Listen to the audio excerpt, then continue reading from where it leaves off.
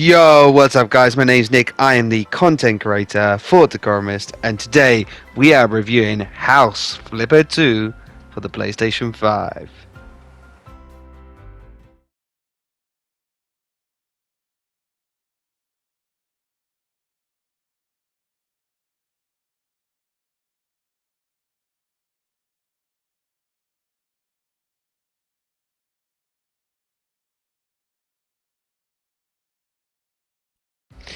So guys, House Flipper 2, and when you first built up this game for the very first time, you'd be presented with an ad profile. So my name was obviously Decorumist, and then you get the choice between either being David or Hannah. That is the main characters in this game.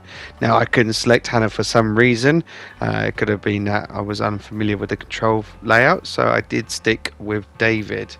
So guys, let's go straight on to the main menu, shall we? And let's have a look at all the options available. So the main menu is quite simplified. You've got new game, you've got sandbox mode settings and credits. Very simple layout, and you've got a little bug icon on the left hand side. That is for feedback back to the developers. But obviously I like to go into the options. I like to have a look around and see what we can do. We've obviously got controls, gameplay, display, sound and controller. Now what I did like about it was that you can change the measurement system, time on the clocks to real time, which is probably very useful in the game as I further progress. Display, no graphical settings on this one, just exposure and depth of field. So guys, that's a little bit about the options. Let's see how the game plays. So obviously starting the game for the very first time, and you get presented with a little miniature tutorial, which is really nice. Very simple, gets you really straight into that game. It's about moving up and down, left and right, moving backwards and forwards. Everyone knows how to do that on a controller. It's a real good thing just to get it over and done with very quickly. One of the things I did kind of pick up at the beginning was the sound. The sound was quite low in the game. I couldn't hear the telephone call when they first called. I had the speakers quite up, and I've got some really good speakers with my setup, and I couldn't hear them. So the sound was quite low in this game. But as for visuals, it kind of felt like a real improvement from most simulation games as previously I played, and it's good these simulation games are now getting better graphics as we move forward. So it kind of is quite nice. It's quite nice. I like the colours. A bit dark in times, a bit grey.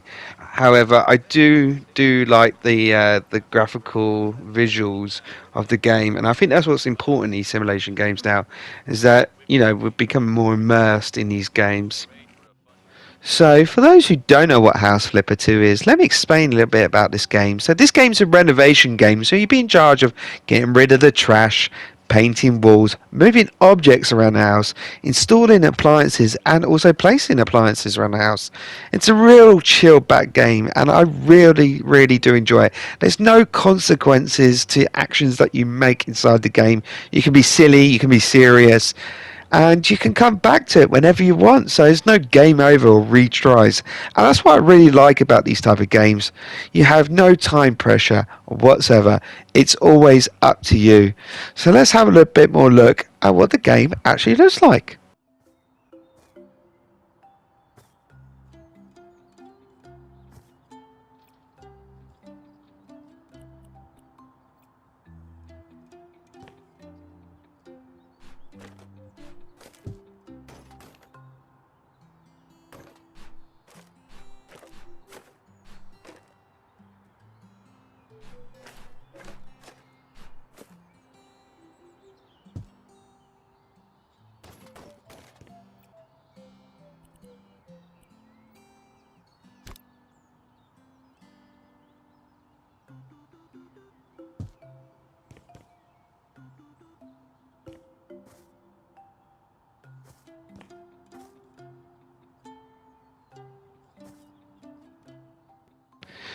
So I just showed you a little snippet of the game, and there is just tons to do, really tons to do. And I only showed you about cleaning up the trash, but there's more to it than just cleaning up trash. Obviously, you'll be cleaning the floors as well. You'll be moving objects as explained previously. And what I also like up there, in the quest bar on the right hand side, you see that it's got 15 there next to trash. So each room has its specific little like kind of task in which you have to complete. And you have to gain up to 3 stars to progress to the next level. Now the one thing that really bugged me in this game, and I'm sure it'll probably bug you as well, it's knowing where to clean it as well. Now you have this kind of like vision thing. It's like a spider vision, like from Spider-Man, where you can see the highlighted objects which are still outstanding to complete. But I just, at the beginning when I first did this mission, it didn't show me that. I had to go on to the second level till I was shown that tutorial. Now surely that should have been right at the beginning, learning kind of the basics of that vision.